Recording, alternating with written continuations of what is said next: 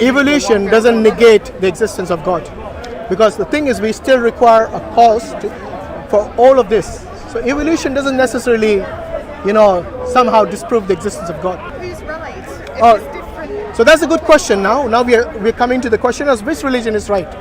Is that what you're trying to? Yes, that's a very good question actually.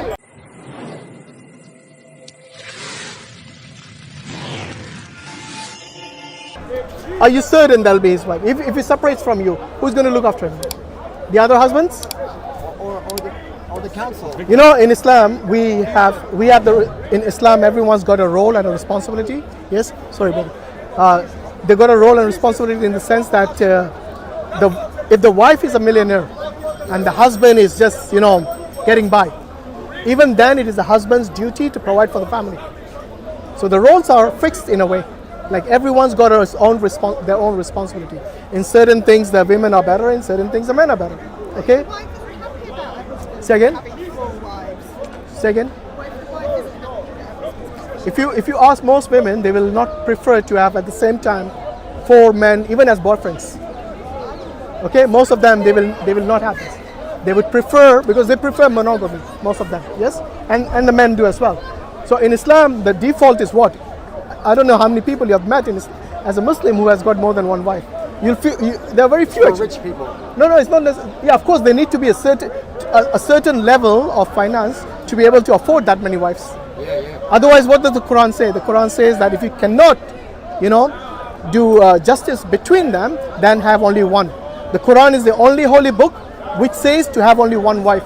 Is it possible to I'm do interested. justice? No, I don't know any Muslims. Second, I don't know any Muslims, so I don't know. yeah, you don't need to know. Like, you can meet someone, you can ask them, But most of them, like I said, are monogamous in the sense that they cannot do justice with more than one wife.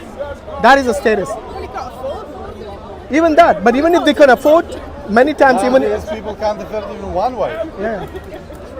Well, nowadays, yeah. Especially the last And that's the reason. That's the reason many of them actually have stopped even marriage today.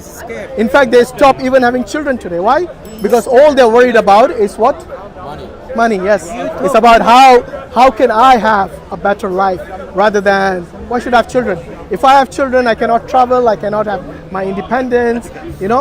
So that's the reason I'm saying if you look at life holistically, then it'll make sense that if there is some way of guidance, and what is the guidance for us? For us as Muslims, the guidance is the Quran. Yes, like take for example today. Many women they work, they go to work.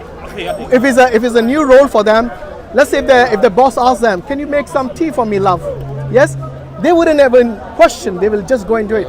The same woman when she goes home, and her husband asks her nicely, lovingly, yes, go and make some tea for me. Oh man, I've just come from work. Go and do it yourself. You see, this is what it's become today. That's why we should respect the roles. Because the boss is a rich man. No, it's not rich, because she considers that to be a duty.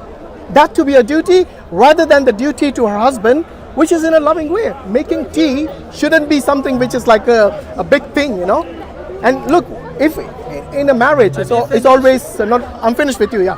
So you can't because you're I don't want to waste my time with you. He's a troll, by the way, this guy. Yes. So anyway, what I believe is that there is a role for everyone and a duty to everyone. That is the reason we as Muslims we have been given this guidance in the Quran, alhamdulillah, and that's what we have. Okay, this is what we are doing today as here is Speaker's Corner, and this is what it's okay, brother. It's okay. Basically, stick with one wife. If you cannot deal with more than one, yes, please. That's exactly what the Quran says.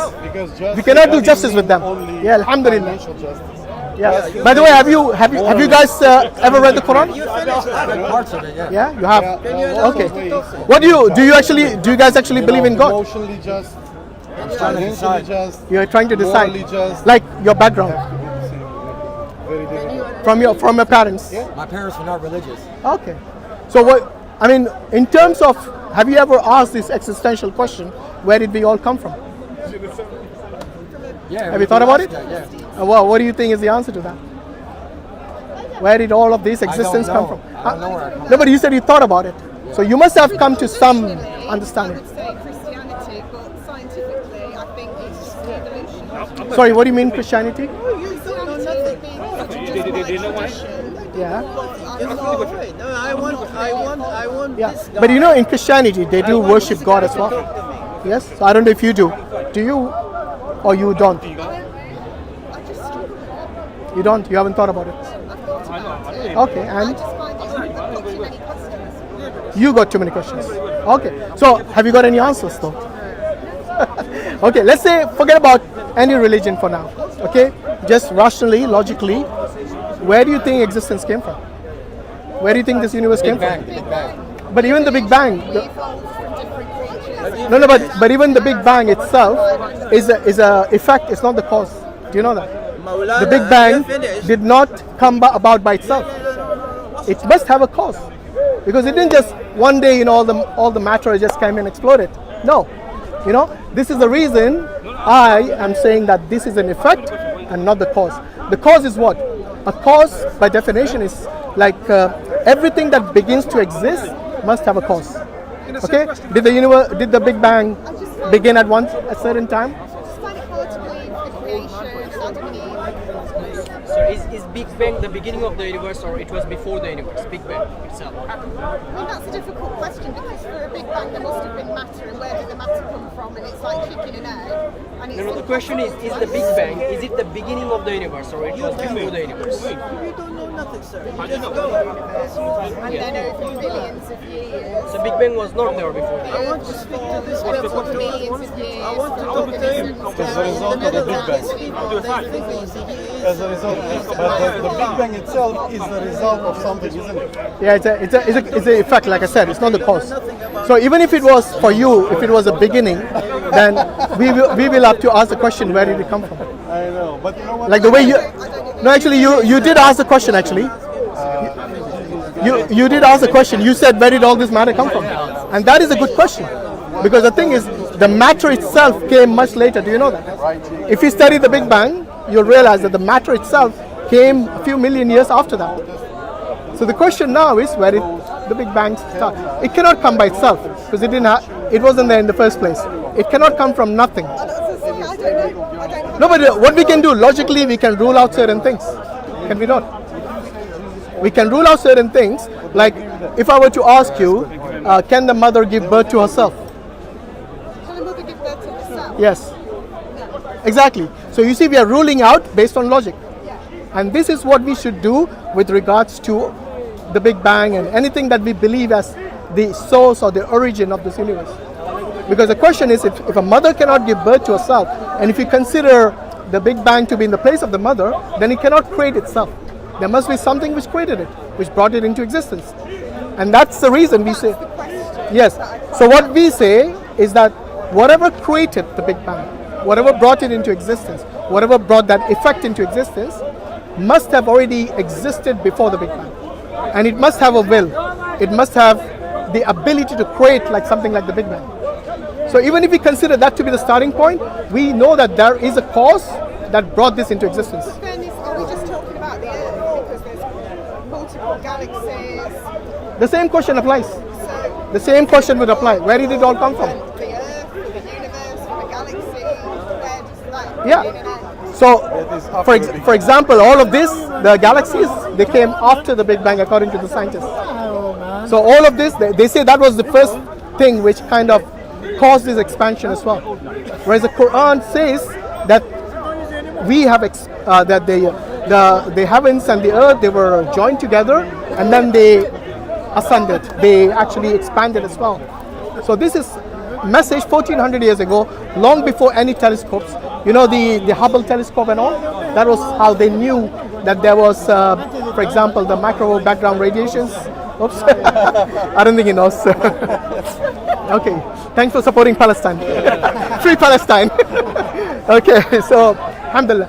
So what we are saying is that they required certain evidence, like how old is the universe, for example. So this background radiations was able to give them the evidence that they required, because Billions and billions of years. yeah, they say something like Billions of years. yeah.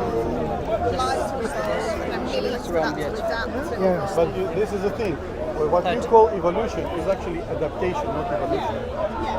because there is no single example of one kind of animal to become another kind of animal. You see, amongst the birds, Darwin, when he was giving us example of the birds, that saying that, well, look, they evolved and stuff. They did not evolve. Yeah. What happened to them, they just adapted to the environment they have changed to. Come here, brother. You understand? Some of them, they... But this is a problem. If that process, let's say it started some time ago, then we should be seeing animals in the process right now. But we don't. So are the monkeys turning into humans? There is not a single animal that would be, Yeah, but within even the process of evolution one doesn't kind of negate the existence of God, because the thing is, we still require a cause for all of this. So evolution doesn't necessarily, somehow disprove the existence of God.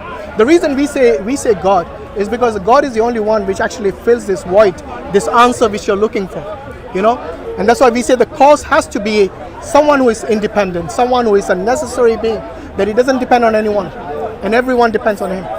There has to be something like that. Otherwise, all of this existence doesn't make sense. Like if you look, there is order in this universe. Yeah, look at the minutest of atoms, for example.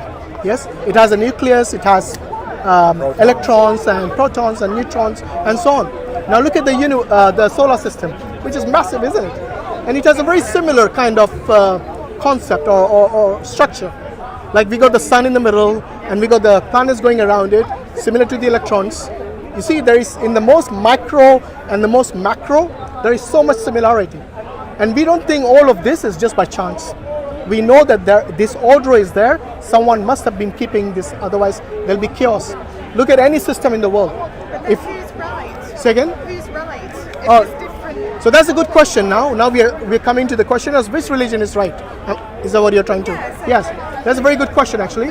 I think there are thousands of religions out there, and in our lifetime there's no way we can, have the time or the ability to research all of them. So what we do, we narrow it down by one factor, which is focus on the monotheistic religions, which teaches pure monotheism. Do you know why? Because that is the only logical explanation and understanding that we have as to why all of this is not a chaos and it's actually functioning in an orderly fashion. Because imagine if there were two powerful beings, and if one of them wills something different from the other one, whose will is going to be dominant? See what I mean? That's the reason if you look at all the countries, we have one ruler, one person who calls the shots, and he's, like they say, where the buck stops, like the Americans say, isn't it? So we need this even in a company. If you have too many people looking after it and there's no one person to have the last word, then there's normally arguments, and that's the problem. We spoke about leadership earlier in a marriage. That's the reason one person should have the authority even in a marriage as to have the last say. That doesn't mean they should be irresponsible and unjust to their spouse. Okay, we always believe that there is equity, not equality, because we know men and women are not the same, right? They have different needs, different even thought processes, different way they react to things, different in terms of their physiology. Yeah, so we actually believe in equity. We don't believe so-called equality like the feminists want to have it. Yeah, and today the feminists are in such poor condition, they can't even define what a woman is. There is example talking about men marrying women, the level of divorce, the percentage, and it's like the initiative to divorce comes from women, like probably 90 times of 100. Yeah, then there is a women married to women, okay, and it's almost like they don't last. Because there are two women dealing at the same time. They don't last at all. So talking about feminism, if that was an example of feminism, then it's a bad example. It's become a mess today because the roles they don't know who plays what role, and then they start inventing their own things. And that's the reason today they have got set to the point where we ask them what is a woman, they can't even define that. Yes? So anyway, I think we should, the reason we talked about God is because for us, that is something which we should value the most. You know why? Because I don't know what your thoughts, or have you given any thought to afterlife? You know, one thing is certain, we're all going to die one day, right? So there's no dispute there. Doesn't matter even if you reject God. The atheists, the believers, the ones who believe in the true God, the ones who believe in false God, everyone knows that this is one fact no one can deny, that we will be subject to death one day. So what is your thought? I don't know if you have given any thought to what will happen to you after life. Sorry, after death. Yeah, I don't know. You haven't? You must have given a thought. Come on. I've given it thought. Especially when someone passes away in your family or your friends or your relatives, you think about these things. I like sort of think that their spirit goes somewhere, but I don't know where. I don't know if that's heaven. I feel like I saw my dad die, and I felt like I could almost see his soul leave his body, and I thought, where's that gone? Okay. Are you a Catholic? The body's a shell. By your parents Catholic? No? Okay. But Christian? Church of England. Church of England, okay. Yeah, I think they more or less believe the same, because obviously they believe in heaven and hell, but even before that, I'm talking, is there actually life after you die? No? Okay, fair enough. What about you? Have you given it a thought? No? Okay. I mean, look at it this way, okay? Imagine all of us, we know that we are going to die. Let's say we die and that's the end of it. Yeah? Dust to dust, ashes to ashes, and that's the end. In that case, did any of us lose anything? No. Our status will be the same. That is the end. I suppose one way of looking at it is if you have children, you live on through them, so it's not. No, but after you die, you can't benefit them anyway. But part of you, it's like a legacy. Yeah, I understand that, but whether you like it or not, the children are going to do what they want, regardless of what you had built for them to do. What I'm saying is that for us as individuals, if the end was death, then we haven't lost out anything. But the question now is, if we flip that and there is a new beginning after we die, then comes the question as to what have we done for that. Because anyone who is intelligent will try to lower the risk and not maximize the risk. The one who actually does nothing in terms of belief in God, they are actually maximizing the risk, because they think nothing will happen to them. But when they realize that there is a new beginning, then they will be in for a huge shock. Is it not? And it'll be too late then, because So before life begins when you die. a new beginning, yes, absolutely. Absolutely. This life is a test. Yes, as I was telling the other gentleman earlier, this life is a test to the point that you and I, we will not be forced to do what we want to do. So we will be, for example, be obedient or disobedient to God. God is not going to like zap you there and then. Yeah, He's going to give you a chance until you breathe your last. Sometimes it's 70 years, sometimes 80 years, sometimes 100 years. We don't know. We don't know which place we are going to die. We don't know how long we're going to live. But if we know that there is going to be a new beginning after you die, then an intelligent person would actually prepare for that and not take the risk. That's a good question. This is your book. The guidance. It is called the Quran, which is, God, when God created us, He always guided us as to how we can go about living our life. And if you look at most of the things in the Quran, there are things which are permitted and things which are forbidden. Look at most of the things which are forbidden. You must have heard this term called haram. Yes? So in Islam we believe certain things are haram, means forbidden by God. Look at most of the things which are forbidden.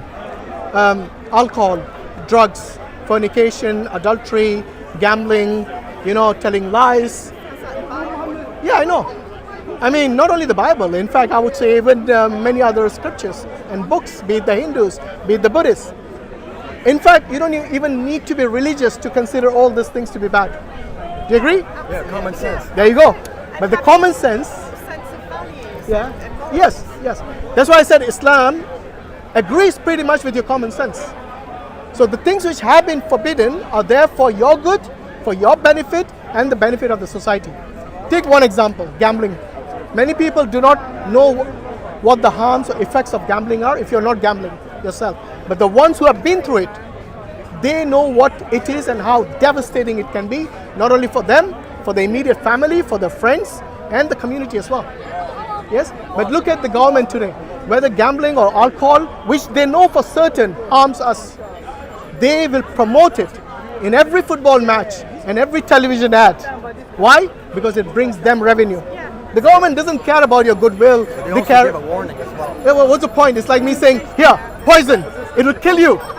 But I'm selling it. You see what I mean? It's basically giving them a free opportunity to sell poison to you. That is what alcohol is, and that's the reason Islam nips it in the bud. That this is something which is forbidden. In fact, Allah says in the Quran that there is some benefit in it, but the harm outweighs the benefit.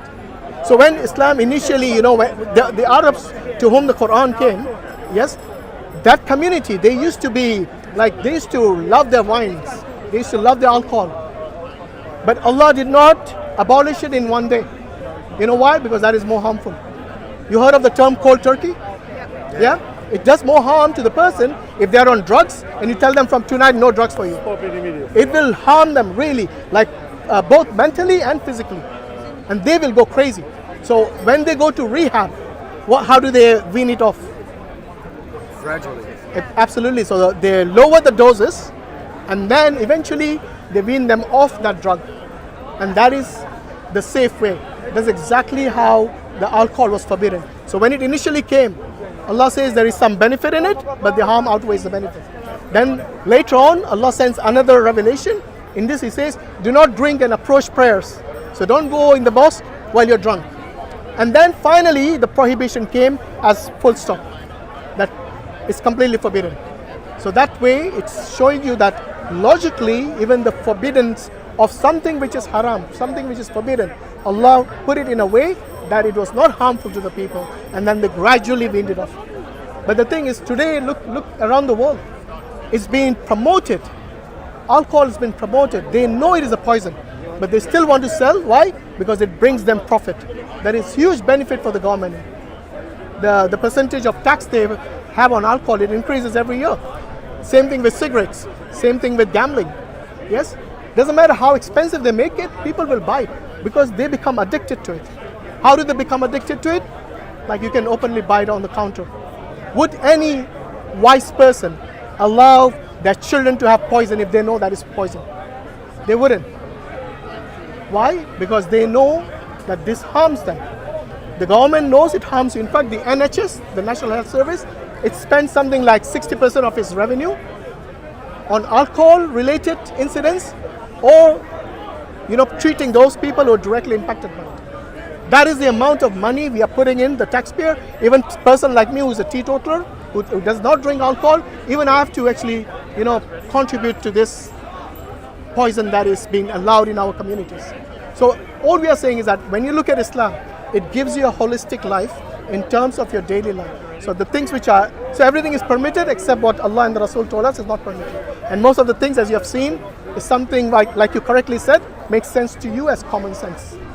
So now the question is, if you know there is a new beginning after your death, how would you guys prepare for it? What would you do? How would you minimize the risk? You asked a good question, like, which religion is the truth? Yes, there are thousands of religions out there. And I said narrow it down by what? By monotheism. Because when you have two gods and they want to, have a will which is different to each other, then both of them will start fighting. And that's exactly what we see in the mythology, in the Greek mythology, in the Hindu mythology, where the gods are fighting each other for power and for control. But the thing is, in monotheism, that's not the problem. So it makes sense for you to study religions which are monotheistic. Like the way I did. I looked at Judaism, I looked at Christianity, and I looked at Islam, and then I can conclude that Islam and the Quran makes perfect sense, is in perfect alignment with your common sense as well.